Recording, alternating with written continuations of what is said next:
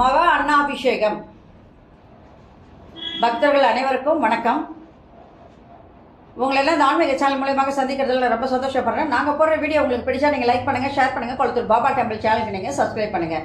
இன்னைக்கு மகா அன்னாபிஷேகம் அப்படின்றத பற்றி ஒரு சின்ன பதிவு கொடுக்க போகிறேன். வாங்க இப்போ நம்ம வீடியோக்குள்ளே வரலாம். சிவன் ஒரு அபிஷேக பிரியர். அது எல்லாருக்கும் தெரிஞ்ச ஒன்று தான். இந்த அபிஷேகம் மகா அன்னாபிஷேகம் அன்னைக்கு 21 அபிஷேகங்கள் காத்தாலே எல்லா சிவன் கோயில்களிலும் சிவனுக்கு நடைபெறும். சாயங்காலம் அன்னாபிஷேகம். இந்த அன்னம் எப்படிப்பட்டதுன்னா பிரம்மத்துக்கு சமமான ஒண்ணு. இறைவனுக்கு செய்யப்படுகின்ற அபிஷேகங்கள்ல மிகவும் புண்ணியமானது எதுன்னா அந்த அன்னாபிஷேகம் தான்.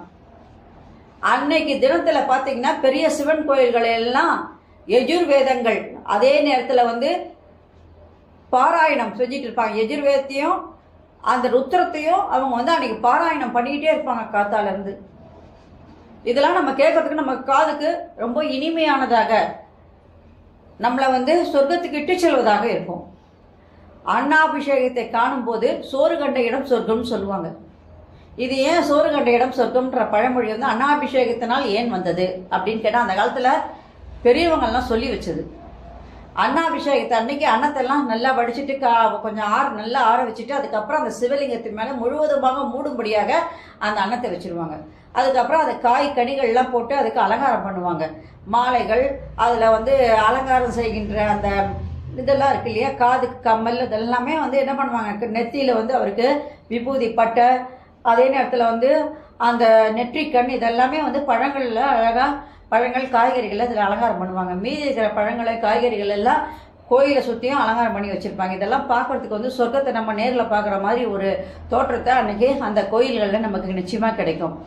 அப்போ அந்த மாதிரி சாதத்தெல்லாம் வடிச்சு எல்லாம் ஒன்றா பண்ணதுக்கப்புறம் அந்த இதை நம்ம கண்ணால் பார்க்கும்போது ஒவ்வொரு சோற்றினுடைய பருக்கையும் ஒவ்வொரு சிவலிங்கத்தினுடைய உருவங்களாகும். அதனால அந்த சகஸ்ரநாம லிங்கத்தையும் அதே நேரத்தில் கோடி லிங்கத்தையும் நாம அன்னைக்கு கண்ணால பார்க்குற மாதிரி ஒரு புண்ணியத்தை நமக்கு அன்னைக்கு கிடைச்சிருது. அந்த சிவரூபமாக அனைத்துமே அந்த ஒரு லிங்கத்திலே நம்ம ஒரு கோடி லிங்கத்தை பார்க்குற ஒரு பாகியம் நமக்கு அன்னைக்கு கிடைக்கிறதுனால நம்ம எல்லாம் புண்ணியம் பண்ணவங்க தான். நம்ம என்ன பாவம் பண்ணியிருக்கோமோ அந்த பாவங்கள் எல்லாம் அன்னைக்கு நீங்கி நம்மளை சொர்க்கத்துக்கு இட்டு செல்வதாக அமையும் அந்த ஒரு நாள் தரிசனம்.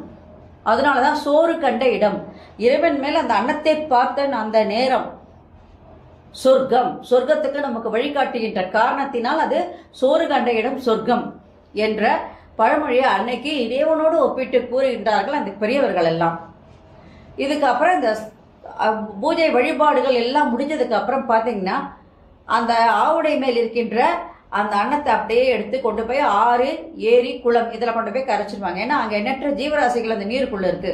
அவைகளெல்லாம் சாப்பிட்டு அவங்களுக்கும் ஒரு சொர்க்கத்துக்கான வழிகளை அந்த இறைவன் காட்டட்டும் அப்படின்றதுக்காக தான்.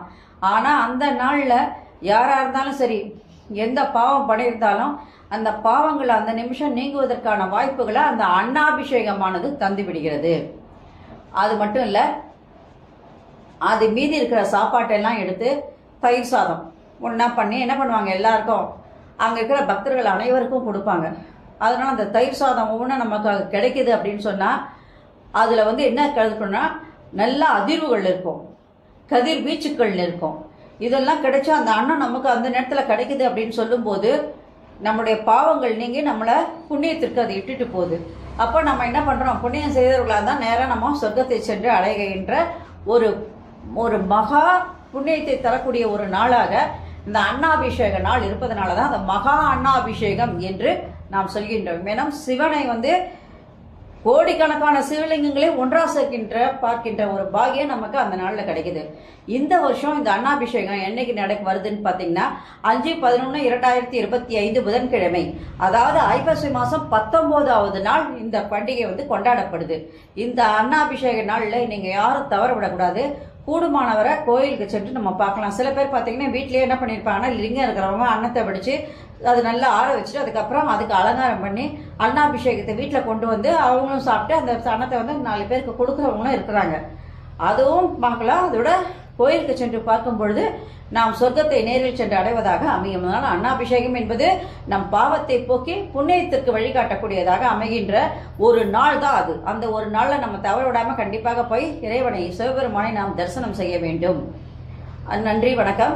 இந்த வீடியோ உங்களுக்கு பிடிச்சா லைக் பண்ணுங்க, ஷேர் பண்ணுங்க. கொளத்தூர் பாபா டெம்பிள் சேனலுக்கு நீங்க சப்ஸ்கிரைப் பண்ணுங்க. நாளைக்கு முக்கியமான ஒரு பதிவு கொடுக்க போறேன். இந்த அன்னாபிஷேகத்துக்கும் பஞ்சபூதங்களுக்கும் என்ன தொடர்பு, இறைவன் எப்படி இந்த அன்னாபிஷேகத்திற்குள் பண்ணுவதற்கே நமக்கு வந்து அன்னாபிஷேகம் செய்வதற்கே இறைவன் அந்த பஞ்சபூதங்களாக எவ்வாறு நமக்குள்ள இருக்கிறாரு அப்படின்றத நாளைக்கு பதிவில் நான் சொல்றேன். நன்றி, வணக்கம். இந்த வீடியோ உங்களுக்கு பிடிச்சா லைக் பண்ணுங்க, ஷேர் பண்ணுங்க. கொளத்தூர் பாபா டெம்பிள் சேனலுக்கு நீங்க சப்ஸ்கிரைப் பண்ணுங்க. ஓம் சாய்ராம். ஹரஹர Mahadeva. Shambho Mahadeva. Subscribe to my channel and please press the bell icon for more videos.